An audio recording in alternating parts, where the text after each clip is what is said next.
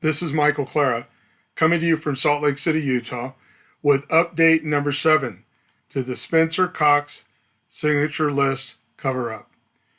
The focus of update number 7 will be a letter that was issued last week by Aaron Davidson, who is a Utah County Clerk. And for those of you not familiar with Utah, Utah County is just south of Salt Lake County. And in Utah, each county has its own elected county clerk. And in this case, Aaron Davidson wrote a letter, I believe it's a 4-page letter, and he was raising some concerns about the signature verification process, which makes sense because the Lieutenant Governor, Deidre Henderson, earlier this month said, "I would love to see more elected officials step up." Well, Aaron Davidson stepped up, and there's been a news blackout on his letter. Hasn't turned up in the media. I think I've seen it talked about in social media, but I'm assuming there's a news blackout on it because in any other instance, a letter like this would make the news. So let's go over his letter. He says, "To those who care, thank you for taking the time to seek the truth about what has happened during this 2024 election cycle in regards to the manual candidate qualification process." Now, let me tell you what I didn't know what that meant, by the way. Manual candidate qualification process. I looked it up, and according to the law in 28-9101, manual candidate qualification process, number 9 here, says means the process for gathering signatures to seek the nomination of a registered political party using paper signature packets that a signer physically signs. Another definition while we're here is called filing officer. You'll see that later, and it means the lieutenant governor. For these races, she would be considered the filing officer. All right, back to the county clerk's letter.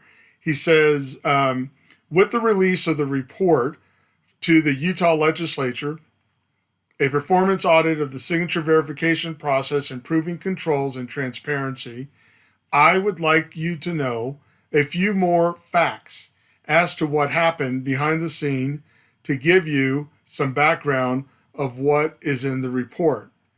And for those of you that have been following, this is the report he's talking about.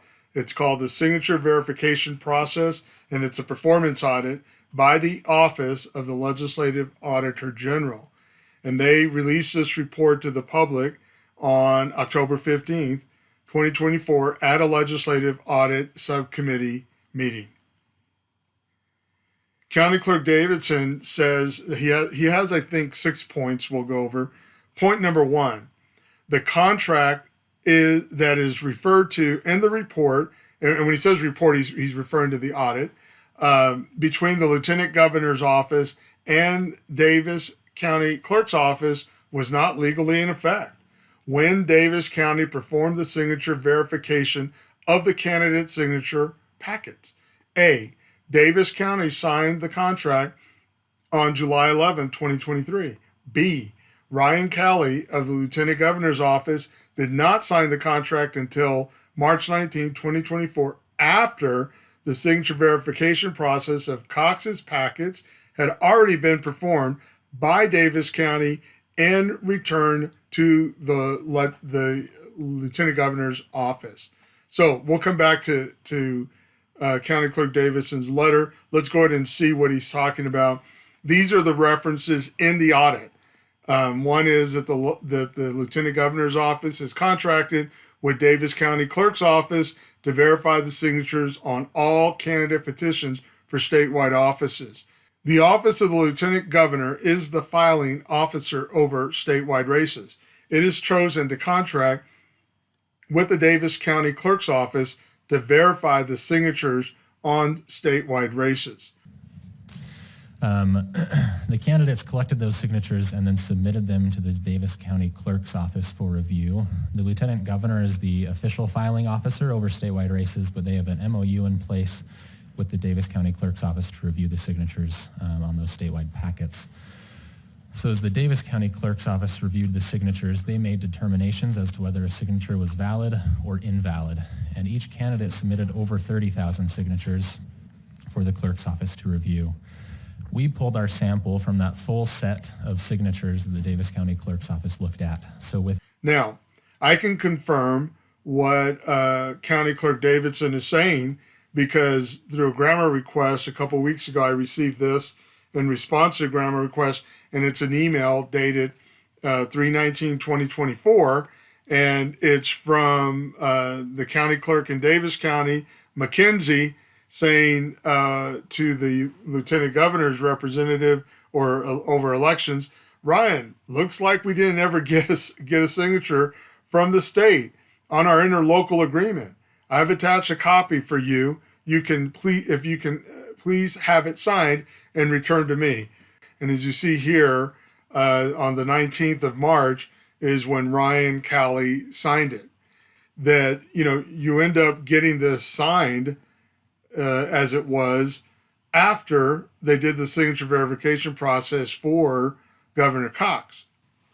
Now, what I didn't point out in a previous update on this issue was something that County Clerk Davidson brings up, because I missed it. But he says here on C, a state attorney never signed the contract as required by paragraph 1D of the contract. And so what he's pointing out is, never mind that, basically that it got signed after the verification process. He points out here in the contract, it says, effective date of this agreement. The effective date of this agreement shall be the earliest date after all of the following are completed.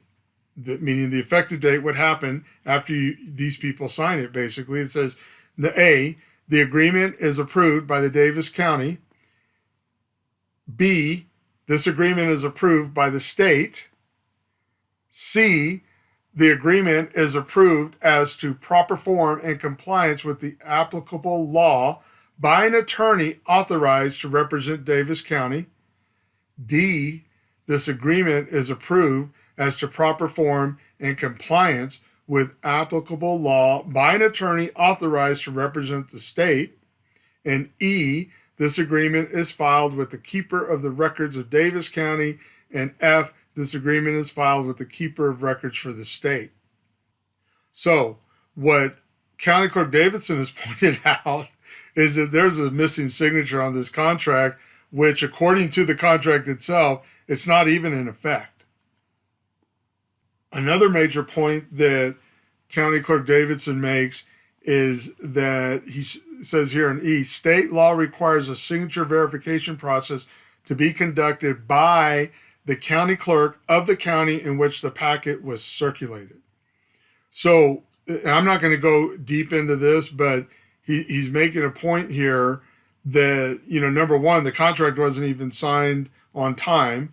And then number two, it wasn't even signed by everybody who should be signing it. Number three, it's actually illegal, in his opinion, that this is even occurring, because if this should be happening, that individual clerks should be handling their own counties, not a centralized one. So here is the issue for me, that back on March 5th, 2024, we were told that Lieutenant Governor Deidre Henderson designates Greg Bell as an independent advisor because she is up for re-election this year, and she is sequestering herself from questions arising in their race. So this letter by the county clerk from Utah County came out last week. How come Bell doesn't have it yet? Or maybe he does and they're just not telling us, but we need to confirm that this week. Does Bell have this letter so that he can render an opinion on the points that are made? Point number 2 of County Clerk Davidson's letter is, I'm not going to go read it word for word, but he bold type here the part that kind of summarizes his concern. Shall submit a signed and verified packet to the county clerk of the county in which the packet was circulated, as opposed to the way, and he says down here that this subsection does not give the lieutenant governor the option of which county clerk to submit the packets to, and to pay that county clerk to verify the signatures for the whole state, especially if that lieutenant governor is on the ballot. This opens a big opportunity for a conflict of interest. There is no separation of duty with this type of arrangement. For the lieutenant governor to have the option of using just one clerk should take an act of legislation, not at the sole discretion of the lieutenant governor. Utah statutes were not followed in this instance. And he's right. If you look at update number 6, I show the impropriety of having it set up the way they did. And what they've set up is, like, if you look over here to the left, the company Gathering Inc. goes out and has these blank forms and gets the signatures, turns them into the lieutenant governor, who then turned them into Davis County. So they end up being converted into a list like this that shows, what if the signature was valid, if it was rejected. And this is the process that the lieutenant governor is doing, minus a contract, as we've already pointed out. And what County Clerk Davidson is saying is that it actually should look something like this, that you shouldn't have just one clerk, that each clerk should be taking care of their own county and doing the verification of the signatures in their own county. And as County Clerk Davidson points out, that takes away a lot of the impropriety or appearance of impropriety when each county clerk is managing the signatures from their own county, as opposed to letting it go to just one clerk that was appointed by the lieutenant governor. And again, this is an issue that we need to take to Bell, and why it hasn't been taken to him remains to be seen. Point number 3 by County Clerk Davidson is on page 5 of the report. It mentions 13 voters who were contacted. And what the County Clerk Davidson does here is just point out that if you use the response they got by contacting these people that signed the petition, you would end up with a much larger number, statistically speaking, of signatures that were valid that probably are not valid. And then this is the reference that he points to in the audit.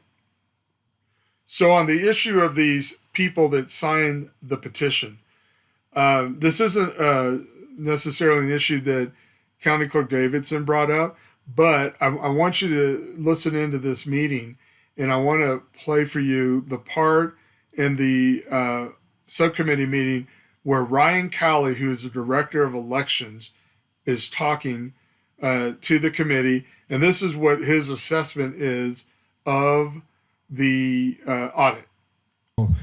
Thank you, and let's go now to Ryan Cowley, the Elections Director. Ryan, welcome. So Ryan's going to be giving the response as Director of the Elections Office. Ryan? Thank you. It's good to be here. I also brought with me Brian McKenzie, the Davis County Clerk. I hope that's okay that he's here. Welcome, Brian. With me. So grateful to have you here.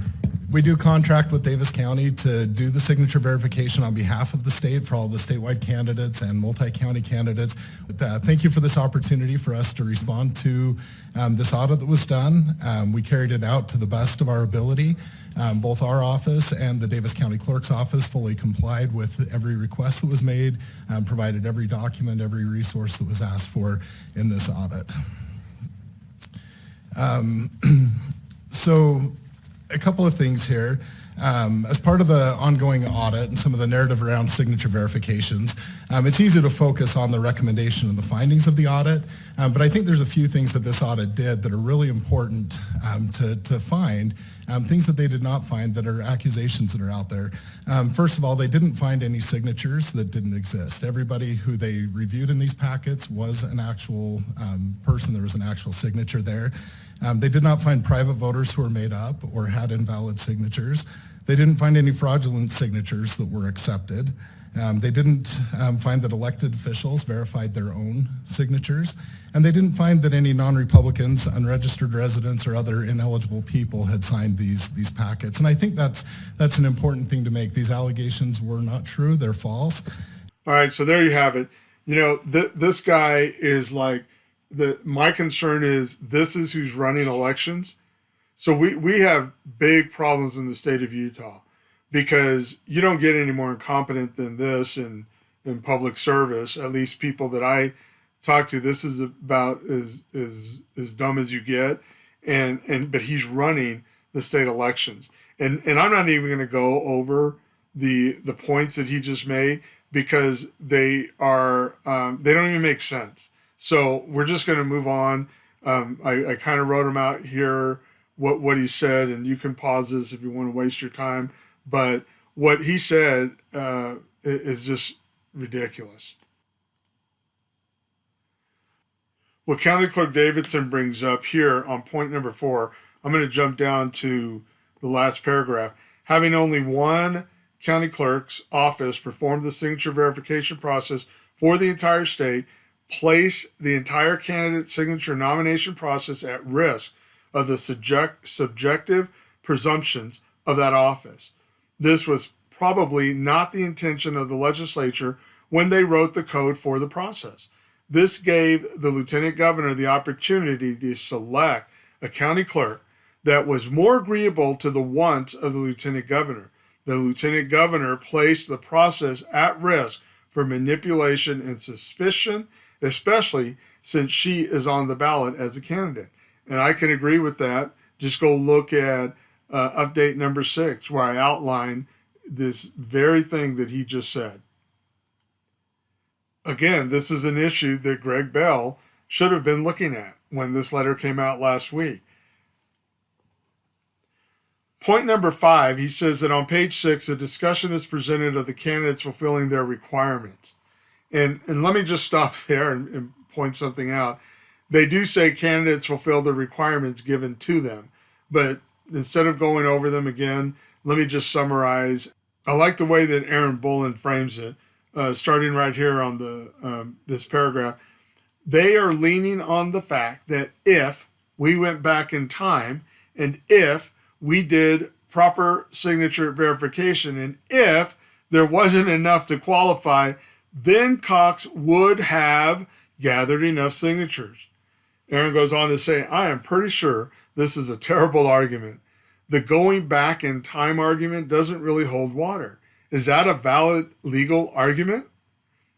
If I would have seen your police car there, I wouldn't have been speeding. And then Aaron says, sounds like coulda, woulda, shoulda.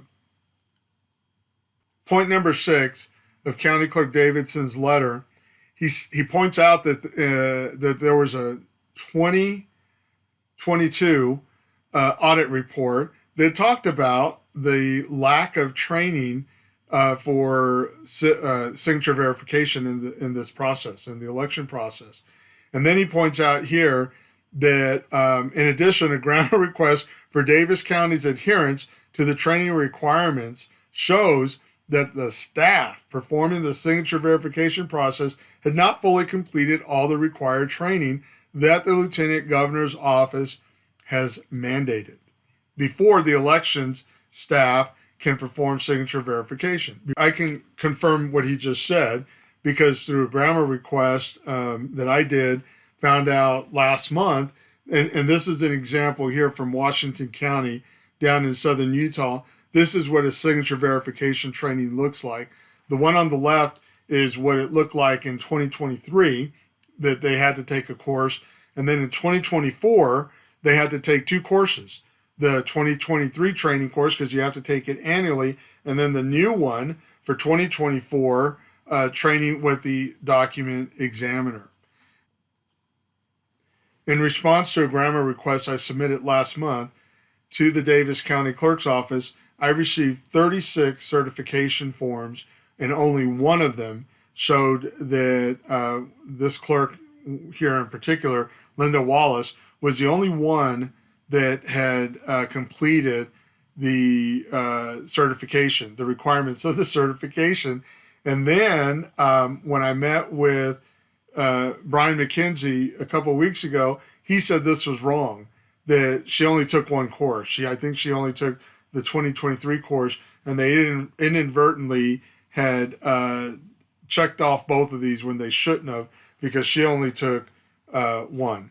And in fact, all of his people did that. There was a number of them, like close to half only took the 2023 training, and then close to others only took 2024. And what he claims is, but just look at the dates here. The earliest one that took 2024 was February 1st, and the latest one was him, who took it March 20th. And that's only the 2024 course. But go back to 2023, and the reason I'm bringing this up, he claims that when these people were taking the course, and the earliest one that I found that took the 2023 was February 21st, and the latest one was March 13th. He claims that the 2024 course was not available to them. And when I asked him, pressed him on it, he just said I had to talk to the Lieutenant Governor's office as to why they didn't provide it. So anyways, so they were not certified. Here is in response to the audit, the Lieutenant Governor has to respond to some of the recommendations that are given. And she says here that the Office of the Lieutenant Governor has created required signature verification training in consultation with the forensic documents examiner that provides insight into the characteristics of signatures. The training incorporates concepts identified in this audit by the state of Washington, which says that those signatures, and she goes on to explain it. However, she's saying here in writing that this 2024 course that everybody's required to take it, and also a previous audit back in September by the state auditor, John Dougal, said the same thing. Now, with this backdrop that I just gave you, I want you to listen to what they say in the meeting, in the subcommittee meeting about the training, and watch how McKenzie just sits there and is okay with all the lies, doesn't do anything to try to correct anything. And by the way, when I met with McKenzie was probably 3 weeks before this audit hearing. So let's listen in. Thank you, President Adams. Further questions? Senator Escamilla. Thank you, Mr. Chair. Question about the subjectivity on a signature, and I think this is one of your recommendations related to those standards to be across everyone in terms of training. Is the training a statewide training that every individual that engages in this process? Is that what I'm hearing? Yeah, so any election worker across the state is required to take that training before verifying signatures. Which is what staff took as well, correct? Mm-hmm. Okay. Correct. Was that you participated of that training? Yes. Both of you guys? Okay. Thank you for that. Lieutenant Governor's office, as part of the audit that was done 2 years ago on the election system, one of the findings was that we needed to provide better training to the county clerks. And as part of that, we've hired a trainer. We worked with a forensic documents examiner to help establish signature training. All of the signature verifiers took that training as part of it. And I think that's important to know that the... Maybe a follow-up to that. What kind of training do you give them? I know the auditors have gone through it, but talk a little bit about how you train these signatures. Yeah, so the training that we provide is an online training tool similar to like the cybersecurity or some of the HR trainings that everybody's familiar with. It's computer-based. It gives some different examples, talks through. We worked with a forensics documents examiner, an expert in handwriting, and they identify different things, such as the spacing on a signature. You kind of look at a signature like it's a picture. Rather than just characters, but you can look at the slant, how it's shaped above the line, below the line, those kind of things, the beginning and endings of a signature and those characteristics. And that's a lot of what it goes through. It identifies some different signatures, has you do some tests, to kind of look at it, like do you think the signature matches, those kinds of things as well. So it is a pretty in-depth, and I think it probably takes most people around an hour to complete that training, and we do require that of any election worker that either does a signature review on ballots or in nomination petitions, and they have to do that annually. So once they've completed 1 year, if they go to help us in the municipal election next year, then they would be required to retake that. That's also required of any county clerk or their staff that participates in any of those processes. Our entire office has taken that training. The elections team and the Lieutenant Governor's office has as well. So again, I just want to point out this is the level of dishonesty that we're dealing with, is that these guys they're election officials. Callie is the state director of elections, and he lied to state legislators, and McKinsey let him. And they don't, so this is the culture that we're dealing with in the state of Utah, that you could just go and lie to the leadership of the legislature, and there's no consequences to doing that. It's all performative. It's all just for show. It's like theater. Nothing is really true here. Again, this is an issue that, Greg Bell should be looking at, but I guess he's on vacation, or this was another fake. It wasn't real, that he was appointed as an independent advisor. In conclusion, County Clerk Davidson says that the Lieutenant Governor did not handle the manual candidate signature verification process for statewide candidates according to statute, and made a conflict where none would have existed had it been handled properly and transparently. Penalties for these violations should be pursued to assure the public that the security of elections in Utah are taken seriously. Our elected officials, especially the elected official that is designated as a chief election official, should be held to the same standard of following the Utah state statutes as every other law-abiding citizen. So, there we go. The call to action here is this week. We need to, if you're watching this video, we need to make sure that, number one, Bell has this information before him and this letter. And I get that people, say, well, he's compromised and he has a conflict of interest because he's friends with Deidre Henderson, and but my point is, this is the process that they've set up. Let's get, see that, number one, it's telling that up to this point, everyone's ignored the county clerk Davidson's letter. And that's why I'm saying there's a media blackout on it, because in any other situation, a letter of that nature would make the news, but not here. Because somebody is suppressing that, and we need to address that, number one. Number two, we need to get this letter from County Clerk Davidson to Bell, because he's the one that's supposed to advise on these things. And we need to get a determination from Bell as to, a determination, on the concerns that have been raised by a county clerk. That's where we need to start to resolve this issue. Ryan, do you want to add anything to that? If that's all right, Mr. Chair. Yes, please, Brian. A good audit should accomplish two things. One, it should confirm that proper controls, practices, policies, and procedures are in place to ensure whatever item is being audited is providing accurate and reliable results. The second part should be to identify areas where improvements can be made. That's exactly what this audit has done. It's identified both of those.